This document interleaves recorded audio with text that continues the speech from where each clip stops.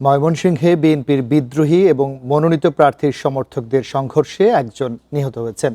ঘটনাটি ঘটেছে ধোবাউড়া উপজেলার এরশাদ বাজারে। শুক্রবার সন্ধ্যায় এরশাদ বাজার এলাকায় নির্বাচনী কার্যালয় উদ্বোধন করেন স্বতন্ত্র প্রার্থী সালমান ওমর রুবেল। অনুষ্ঠান শেষে বাড়ি ফিরছিলেন সমর্থকরা। এ সময় ময়মনসিংহ 1 আসনে বিএনপির প্রার্থী সৈয়দ ইমরান সালে প্রিন্সের সমর্থকদের সঙ্গে সংঘর্ষ হয়। এক পর্যায়ে ছুরিকাঘাতে নিহত হন নজরুল ইসলাম নামে সালমান ওমর রুবেলের এক সমর্থক। এই ঘটনায় এলাকায় উত্তেজনা বিরাজ করছে। ঘটনাস্থল পরিদর্শন করেছে পুলিশ। জড়িত সন্দেহে আটক করা হয়েছে দুজনকে। তদন্ত করে আইনগত পদক্ষেপ নেওয়া হবে।